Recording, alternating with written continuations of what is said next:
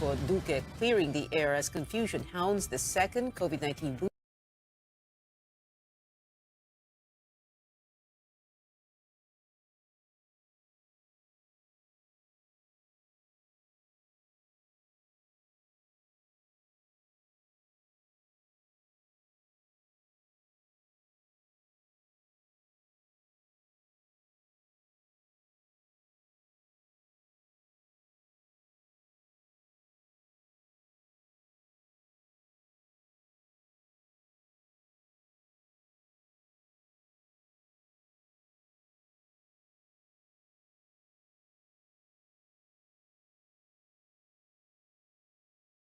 Provider.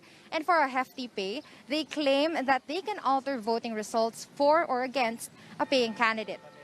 Arrested last Saturday afternoon are in a coordinated entrapment operation are Joel Ilagan, Adrian Martinez, and Jeffrey Limpiado. The last of the three is said to be the brains of XSOX. Direktang kausap ng suspect na si alias Drake na ngayon ay nalaman natin na si Jeffrey Limpiado na siya rin ang utak ng XOS Group ay siyang huling tumanggap ng actually budol money, no? Ng 10 million kasi humingi nga ng 60 million.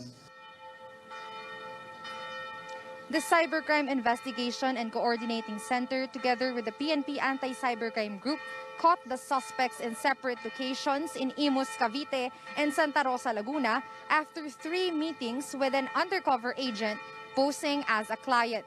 Executive Director Cesar Mancao says the 3 are connected to Richard Argana, the Smartmatic employee who got fired for leaking internal documents on company policies to XSOX. On Monday, authorities filed criminal charges against the suspected hackers for violating the Cybercrime Prevention Act of 2012, system interference, illegal access, and attempt to commit cybercrime. The COMELEC welcomes this progress, noting again that the automated election system is hack-proof. So far naman, wala naman talagang isang ebidensya pa na nagpapakita na ang COMELEC system o yung ating halalan ay na-hack o nababago ang result sa pamamagitan po ng pagmamaniobra. Kita nyo yung nangyari ngayon. Kung kayo nakapagbigay sa mga taong ito, paano nyo pa mababawi yung inyong naibigay?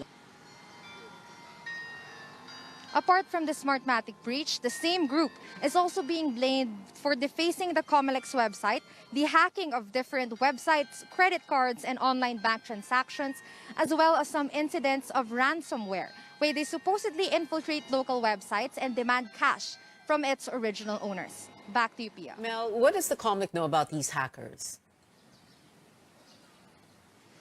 Pia, Commissioner Garcia says believes they are also behind offers to candidates the assuring of victory on May 9 if they pay 50 to 70 million pesos.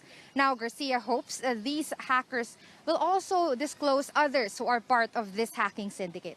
Back to you.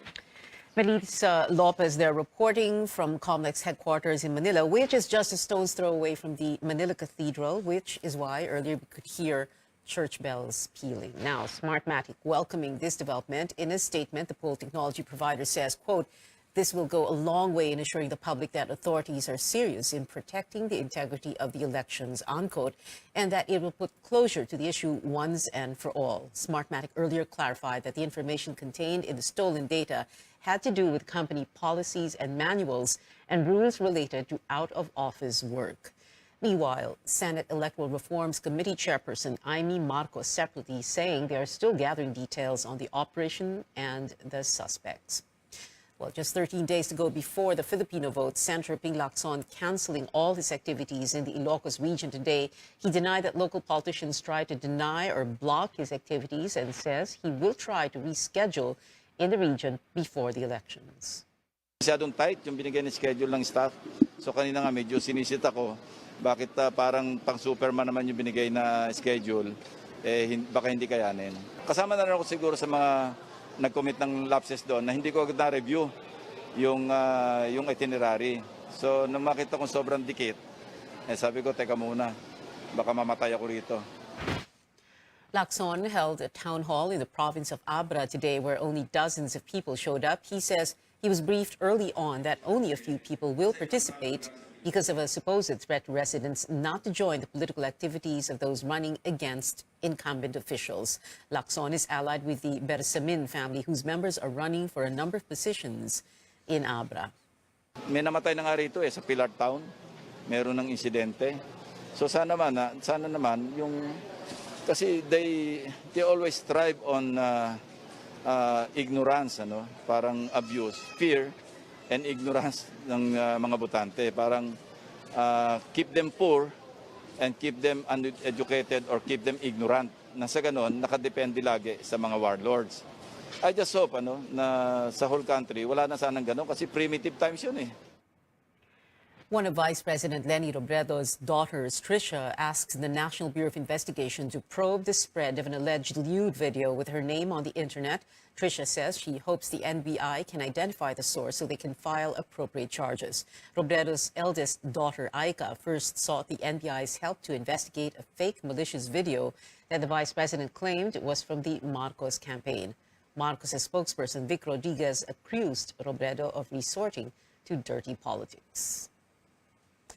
Over 65 million Filipinos will steer the country's course for the next 6 years through the ballot. CNN Philippines launched an exclusive series to help voters make more informed decisions.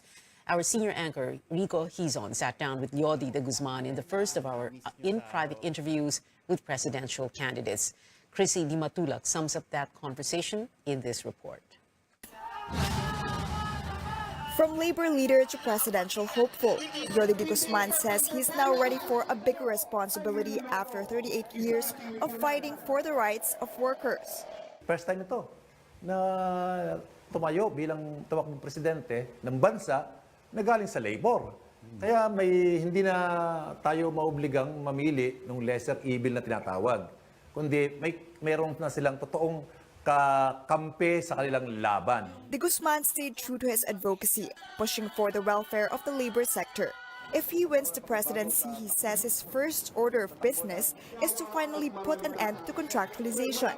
Utusan ko yung aking Secretary ng Department of Labor na huwag lang i-restrict, kundi i-prohibit at ibalik sa dating kalakaran. For the labor leader, one of the steps to totally abolish contractualization is to remove third-party agencies, which lead hiring for many companies. Ang mukha talaga ng contractualization nasa mga manpower agency. Kaya yan ang dapat buwagin at direct hiring na dapat. Wala na yung third party. Walang silbi naman yun. Diretso na sa kumpanya. With the economy still struggling from the pandemic, De Guzman reiterates his call to impose a 20% wealth tax on the country's richest. This, he believes, would lessen the gap between the rich and the poor. Tama lamang nasa kanila kunin sa panahon ito. At dapat nila ikasiya. Dapat sila matuwa dahil magiging bahagi sila ng pagsalba ng kabuhayan ng ating bansa at ng ating mga mamayan. De Guzman admits the changes he plans to implement are unlike any other. But this, he says, is exactly the reason he's running for president. De Guzman adds there will be no regrets even if he loses the elections, as simply being in the race gave his advocacy the spotlight it needed. Chrissy Di Matulak, CNN Philippines. Next up on In Private is survey frontrunner Bongbong Marcos. Now, despite his lead, Marcos says he is not letting his guard down. In an interview with senior correspondent Ruth Cabal, he reveals what worries him come Election Day. Yung mga nababalitaan nating manggugulo sa eleksyon at saka yung dayaan at every level. Alam naman ninyo, nabiktima na ako dyan noong 2016. Kaya siyempre,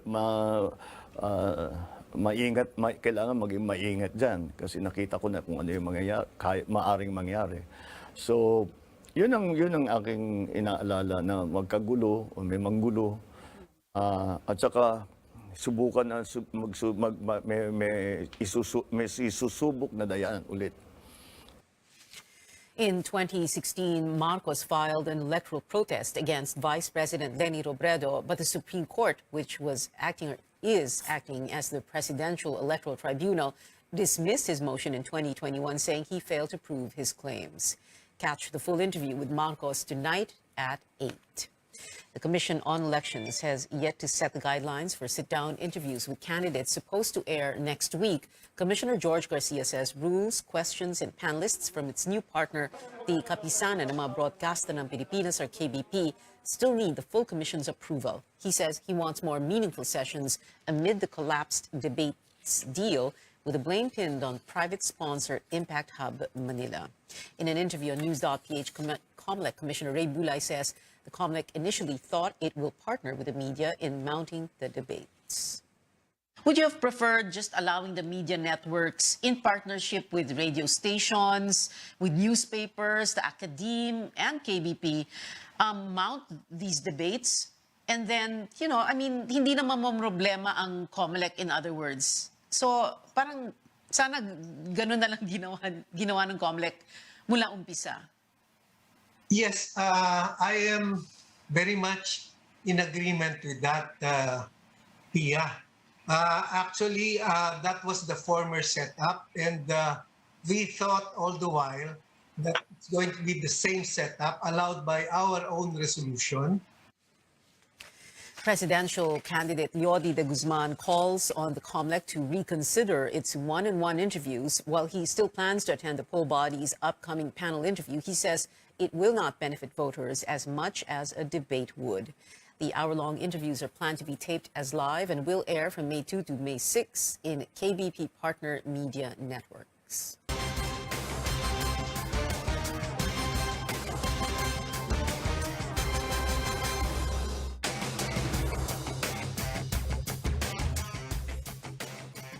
The Supreme Court has denied with finality the appeals challenging the constitutionality of the Anti-Terrorism Act. The tribunal said the motions for reconsideration lacked substantial issues and arguments. Lawyer Edre Olalia, representing some of the petitioners, said he hopes that the law will still be struck down or amended, if not repealed altogether, in good time. Malacanang welcoming the decision and considers it both a victory for law-abiding Filipinos and a warning that the country will not serve as a haven for terrorists. In December, the court struck down 2 provisions of the law, including a portion defining what constitutes terrorism for being overboard or overbroad and violative of the freedom of expression. Senator Ping Lacson, one of the authors of the measure, said he is not surprised with the ruling. That's expected, kasi kung walang bagong arguments na doon sa motion for reconsideration, talagang i-deny talaga yon. And I think those are 15 learned and experienced justices, magistrates. So yung action nila, very seldom nire-reverse nila yung sarili nila. The Anti-Terrorism Act has been one of the most challenged laws in recent history, with more than 30 petitions filed against it before the Supreme Court. More stories ahead here on Newsnight. Confusion marring the second COVID-19 booster shot rollout. Our Carolyn Bonkin has this clarification from health officials. Over 80,000 Filipinos scheduled to vote for 3 days beginning tomorrow in advance who are qualified to cast their ballots. Our Melissa Lopez tells us. Stay with CNN Philippines.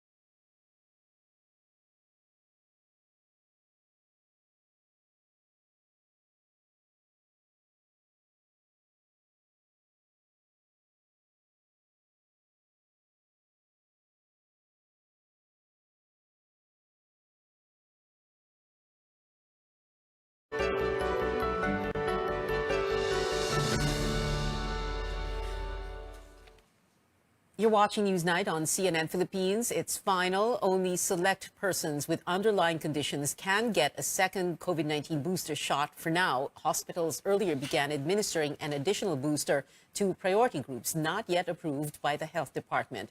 Carolyn Bonkin explains why this happened.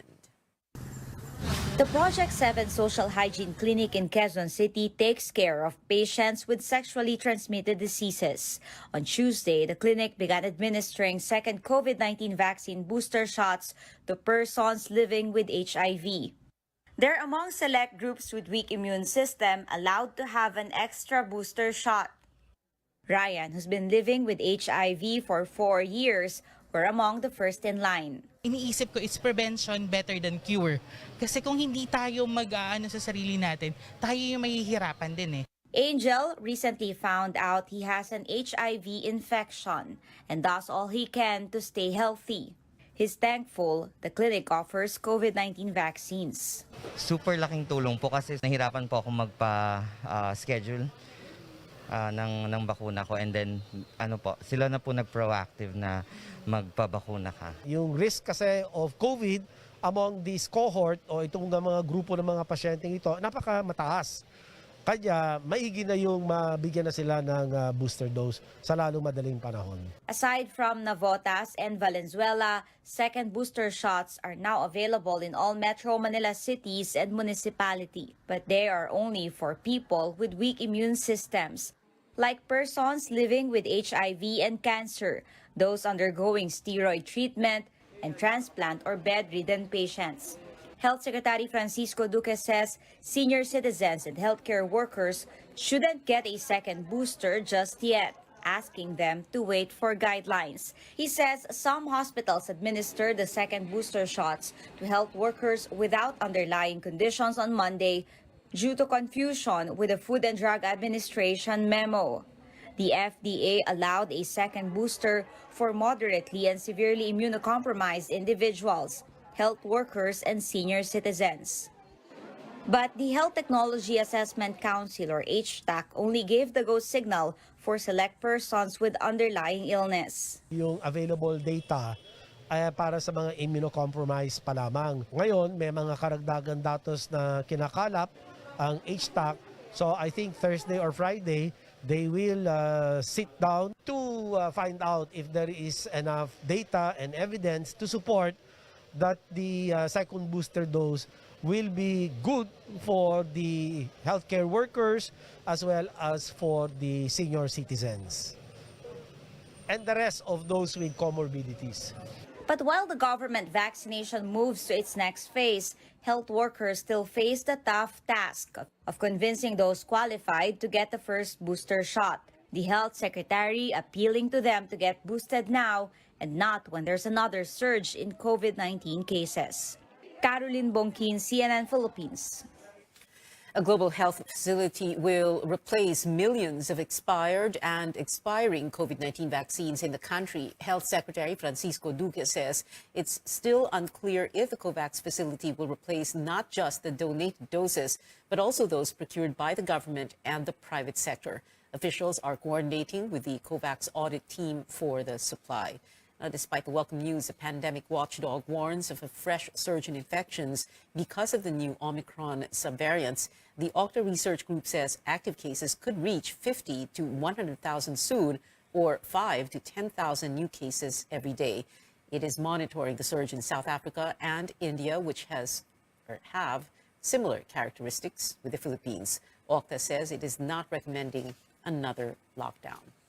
The DOH is monitoring 19 cities and provinces with a 2-week positive growth rate of COVID-19 cases. These areas remain under low risk level.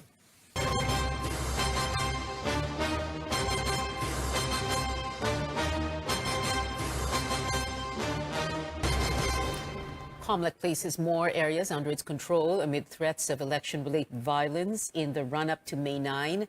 These include 6 towns in the province of Maguindanao, namely Buluan, Datu Odin Sinsuat, Datu Piang, Manguda Datu, Pandag, and Sultan Kudarat. 2 more areas in the province of Lanao Sur also declared under the poll body's control. These include Marawi City and Maging Town, in addition to the towns of Malabang and Tuburan. Local absentee voting set to kick off from tomorrow until Friday. Those expected to render election-related duties will be allowed to vote early. Melissa Lopez with the details. Beginning Wednesday, some 84,000 voters across the country will be the first to cast their ballots for the May 9 polls. They join some 1.7 million Filipinos abroad who are qualified for early voting. Called local absentee voters, special arrangements are given to members of the military, police, Coast Guard, COMELEC workers, teachers, and even the media, so they can still exercise their right to vote even if they have to report for work on May 9th. The poll body received over 93,000 applications for early voting until March 7th. A tenth of these, however, were rejected as the applicants turned out to be unregistered with COMELEC or have been deactivated for failing to vote in 2018 and 2019 or filed late. Those who made the cut may vote from April 27th to April 29th, anytime from 8 in the morning until 5 in the afternoon. Military, police, and other government personnel will cast votes in special precincts set up in their offices, while media voters will converge at the local COMELEC unit covering their place of work. Yun po ang ating pinapahalagahan na walang isamang botanteng Pilipino ang mapapabayaang hindi makakaboto, anuman ang katayuan sa buhay, anuman po ang kanilang trabaho na ginagampanan. COMELEC officials, including Chairman Saidamen Pangarungan, will also avail of absentee voting. Masks are a must amid the pandemic. A voter must show up at their makeshift polling center, secure a ballot sheet, envelopes, and paper seals. They must fill out the ballot secretly, affix their thumb mark, and seal the ballot inside the first envelope. That goes into the second envelope and is sealed before these are submitted to the Electoral Board. The voting experience is unique. The early voters will use manual ballots where they will write the names of their chosen candidates. They're also limited to voting for national posts, president, vice president, 12 senators, and 1 party list group. Accomplished ballots will be secured in ballot boxes and will be opened after voting centers close on May 9th. Canvassing will be held at the Palacio del Gobernador, with each vote read out and tallied by COMELEC personnel before an audience of poll watchers. Melissa Lopez, CNN Philippines. The Makabayan bloc completes its senatorial lineup less than 2 weeks before the elections. The 10 new candidates are Teddy Bagilat, Jojo Binay, Laila de Lima, Chel Diokno, Cheese Escudero, Luke Espiritu, Risa Ontiveros, Alex Lacson, Lauren Legarda, and Sonny Matula. Legarda is the only candidate from Bongbong Marcos' senatorial lineup, while the others are from the slates of Vice President Leni Robredo, Senators Ping Lacson and Manny Pacquiao, and Labor leader Leody de Guzman. Makabayan's Nery Colmenares and Elmer Labog round up the senatorial slate. Makabayan cited the candidates' commitment to reforms and peace talks, as well as their track records in working on issues affecting marginalized sectors. The Progressive Bloc had earlier endorsed the Leni Robredo-Kiko Pangilinan tandem.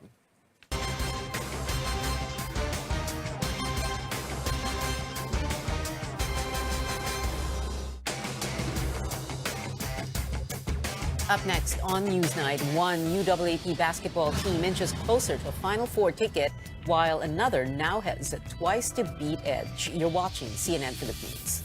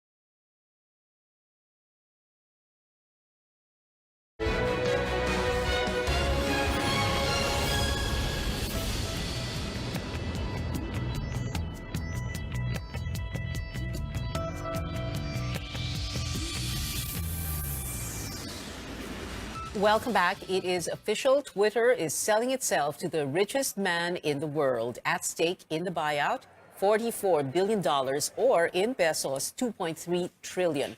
Now, this comes 11 days after the Tesla CEO offered to buy the social media platform.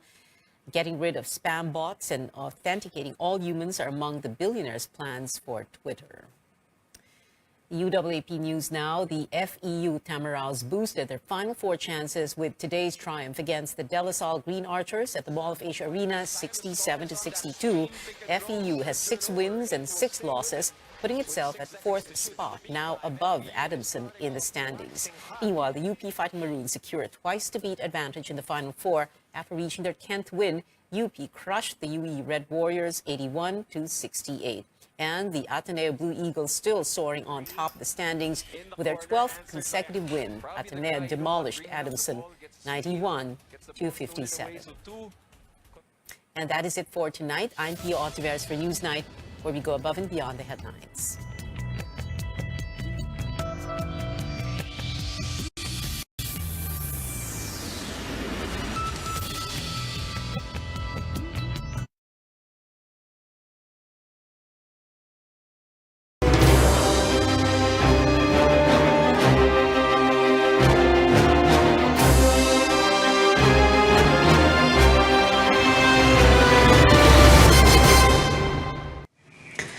Bayan Muna Party List Representative Carlos Zarate says the Makabayan bloc is still waiting for talks with Vice President Leni Robredo, as the group has yet to throw its support to a particular presidential aspirant. Zarate says the Makabayan bloc's processes should be respected, as he denied former Senator Antonio Trillanes' claim that the group does not support Robredo's bid. He says all groups under the Makabayan coalition should be consulted before it decides on who to support in the upcoming polls. Zarate adds the coalition is also in talks with Senator Manny Pacquiao and Manila Mayor Isko Moreno, who are also both running for president. Makabayan bloc senatorial bet Nery Colmenares trended on social media recently as netizens call for his inclusion in Robredo's senatorial slate. Joining us now is the former Makabayan Party List Representative Nery Colmenares. Attorney Nery, magandang gabi po sa inyo. So parang there are two issues here, yung ang inclusion or non-inclusion po ninyo so far sa slate ni Vice President Leni Robredo at ni Senator Kiko Pangilinan, senatorial slate, by the way, and the non-declaration or ang Makabayan hindi pa rin pumipili na kung sino ang kanilang or inyong presidential bet. But let's first begin with this, sir, yung unang issue doon. For some reason, kumbaga para bang people don't want the left to forget its past, no? So we've seen several of Leni Robredo's supporters point out on social media that in 1986, for example, nag-boycott pa kayo ng eleksyon. Hindi po kayo sumama doon sa opposition that had the unified slate of Cory Aquino and Doy Laurel as president and VP. And then in 2016, nakipag-alyansa daw po kayo with President Duterte, with several joining his cabinet. Tapos ngayon, para bang out in the cold na naman kayo daw, no?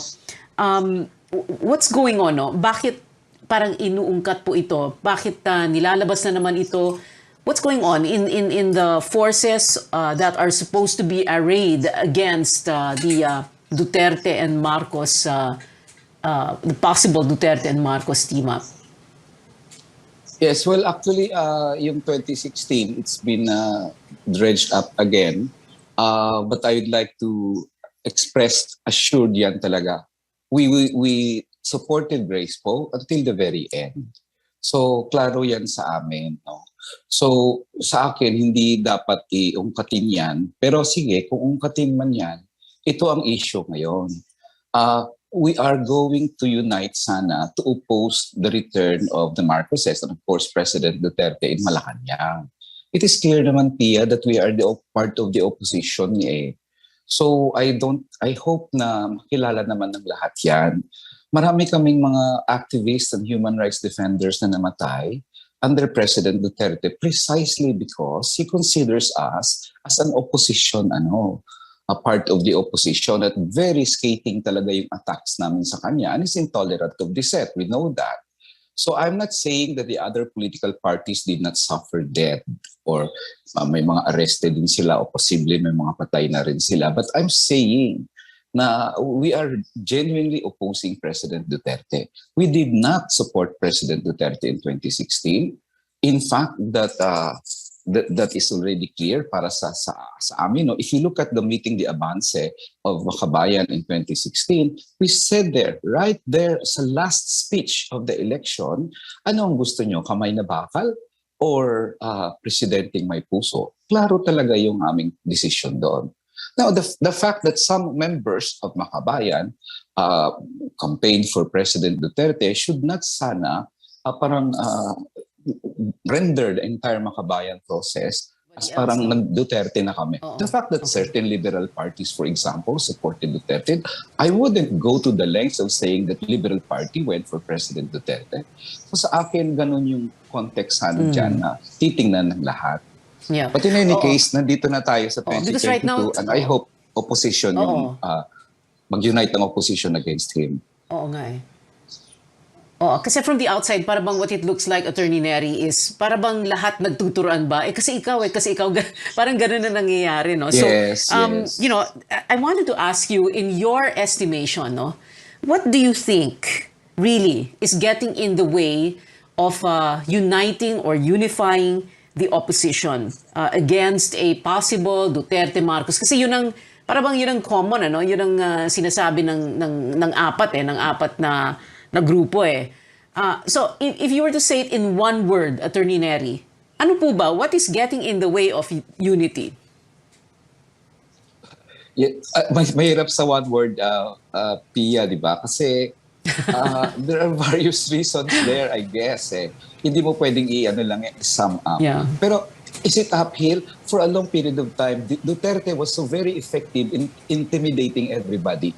Kaya hindi talaga nakabangon ng opposition for a long time eh. Controlled niya mga LGUs, intimidated yung mga checks and balance institutions, nanghuhuli, may patayan, gano'n. Now, the good thing there is there are efforts to unify the opposition. And the other good thing is nagdi-disintegrate ang Duterte Alliance. May giyera ang Hugpong, may giyera with PDP Laban, may giyera within PDP Laban, ang pro-US at pro-China naglalaban within the Duterte camp. Many of their subalterns are now transferring to other candidates. Yeah. I guess that's the positive side there also, other than the fact that we're still trying to unify the opposition after all these months.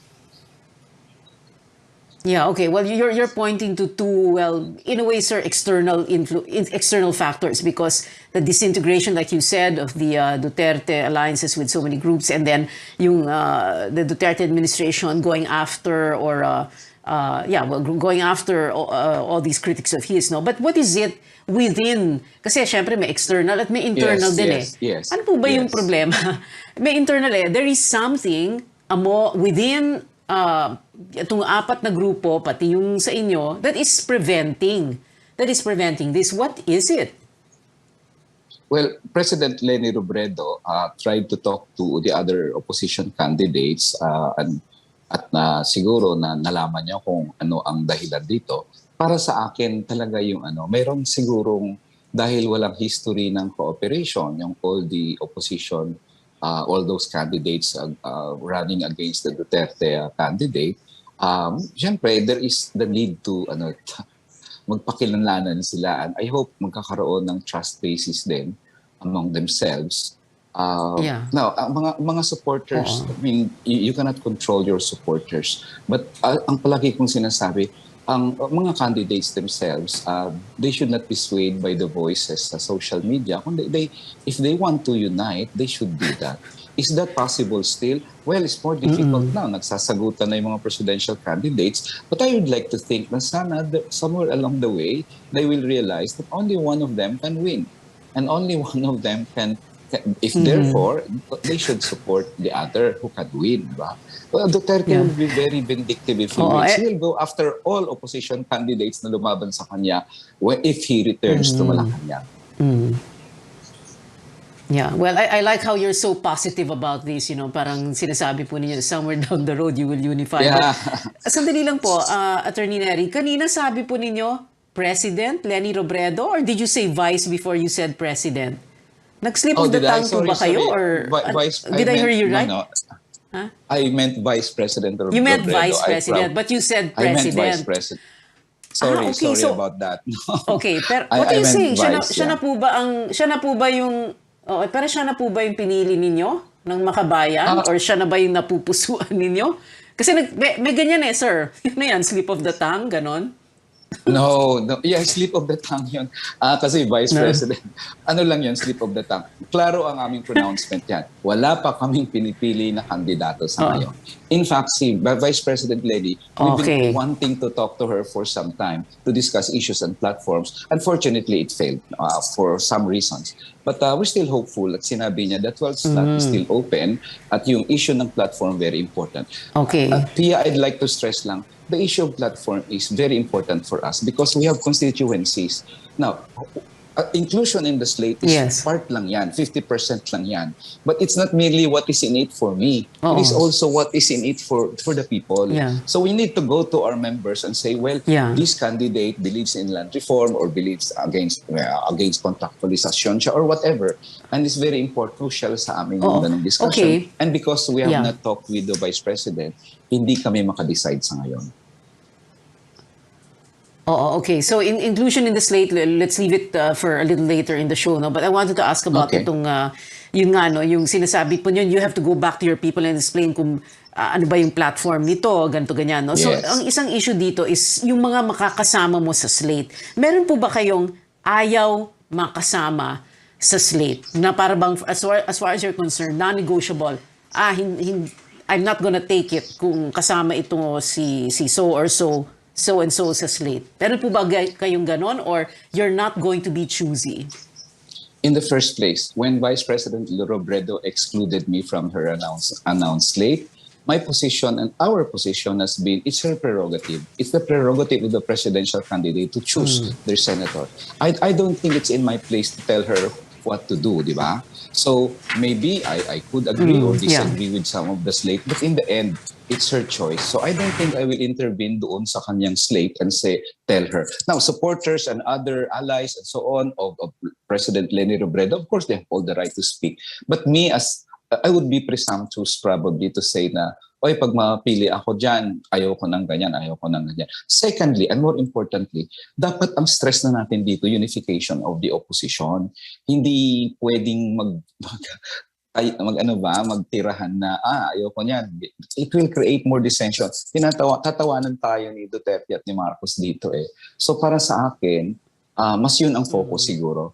And let the president or the presidential candidate, whoever, I mean, Isko and Senator Manny and Leni, to decide kung sinong senatorial candidates nila. Prerogative nila yan. And I don't think I will say that to Leni Robredo about her slate. Okay, marami pa po tayong tanong para sa inyo, Attorney Nery Colmenares, senatorial aspirant. We're going to get to that in just a bit so that we can find out more about your views and plans should you win a seat. And also, later on in the show, in music, Tony Bennett's new album, making for another achievement for this 95-year-old jazz icon. Details when we come back.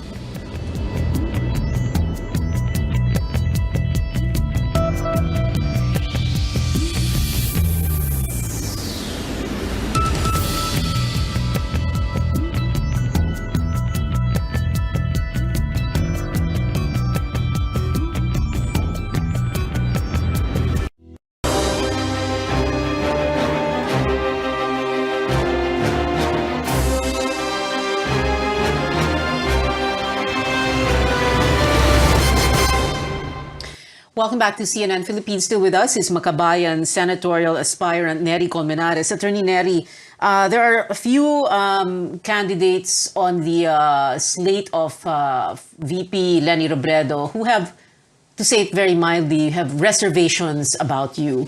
What do you think of that? For example, Sani Trillanes.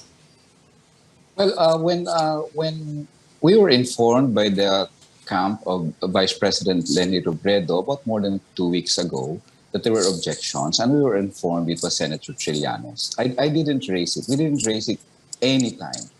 even after her exclusion of me in her announcement 2-3 days ago, when I said, it's her prerogative, I didn't mention about the objections because I had no intention really, Pia, of diverting the issue towards that. Or anybody in the senatorial slate probably would have all the right to say no or yes to that one, and it's up for the Vice President to decide. Now, so sa akin, ang unity ng opposition is more important now, and that is the prerogative of the Vice President again, if she listens to the part of her senatorial slate or not. If she listens, then again, wala naman ako magawa doon, di ba?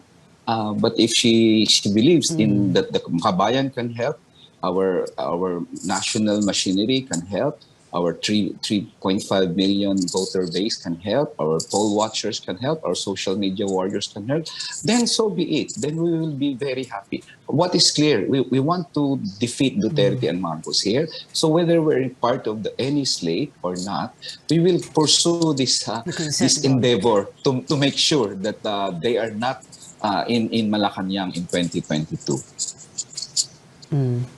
So you're willing to set aside all these differences. I mean, I can't help but say, it sounds so refreshing. It sounds so strange to hear you talk this way. Although you always have this very malumanay tone of voice.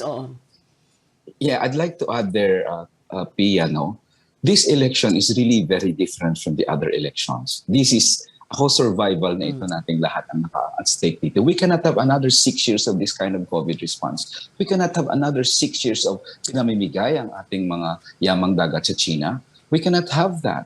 So this is the survival at stake. So iba ang requirements sa lahat na yon.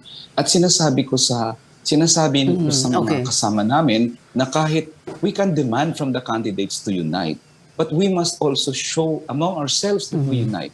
How can we unite the candidates if we show among ourselves that we don't unite, diba? So we don't have the moral authority to impose on them the unities if we ourselves cannot have unity. So I'd like to focus on that because Duterte will probably win if we continue bickering at each other. So I'm not, call me eternal optimist, but I think there will still be the chance that people will realize that this is survival of the Filipino people is at stake, and we will unite no matter what because we want to defeat Duterte and Marcos in 2022. Yes. Okay, well, Attorney Neri, you mentioned the pandemic and China, for example. I have a question about this health crisis. Now, if you were to have a say, let's say there is the president who is elected is on your side and you get elected to the Senate, how would you want to have the health crisis managed differently? I know you are a lawyer and you can out-talk anyone, but there, baka you can summarize that. Free healthcare, very important. Kaya ng gobyerno ba tustusan ang libreng gamot at libreng paggamot? I believe so. Kung kaya natin mangako ng free tuition, we can do free healthcare sa lahat without any qualms. Pag pumunta ka sa ospital, libre hospitalisasyon, libre konsultasyon, libre operasyon. And we can do that. Secondly, ang COVID response natin must not only be vaccine-centered. It must also focus on contact tracing. It must also focus on mass testing. Right. Because unless we do these things, hindi paulit-ulit lang yung COVID, di ba? So, bakuna is very important, very good, but we also need these other aspects ng COVID response, which Duterte is not doing. And I don't believe in the loan-generated kind of COVID response ng utang na hindi naman ang mamamayang Pilipino magbabayad dyan. He's borrowed 2.6 trillion last year, is going to borrow 3 trillion last year. Saan napunta yung perang yon? Maraming hindi nakatanggap ng ayuda. So, yung ayuda would be very important din, Pinky. Sorry, lawyer of me to talk longer than I should. Yeah, yes. I know. Attorney Neri, yes or no questions na lang po, no explanation, yes or no. First, do you favor easier public access to the SALN of the President, Vice President, members of Congress, Senators, Congressmen? Yes or no? Yes. Access dapat sa public. Makabayan has always issued our SALNs publicly. Okay. Okay, sir, wala na pong explanation. Do you support lifting foreign ownership limits in the Constitution? Yes or no? I think I know what you're going to say. Do you favor the reimposition of the death penalty for drug-related crimes? Yes or no? No. They're in Should the sitting position president the be death allowed to run for penalty. VP in the next? Should the sitting No. president be allowed to run for VP in the next election, although President Duterte hasn't filed the COC? Okay, no. Do you favor resuming peace talks with communist rebels? Yes or no? Yeah. It's a yes. Yes.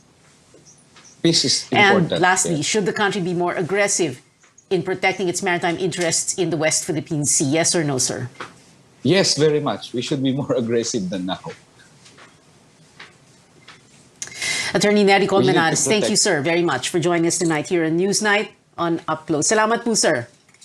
Maraming salamat din po. When we Julia. return, Good evening netizens po. are getting excited to hear a K-pop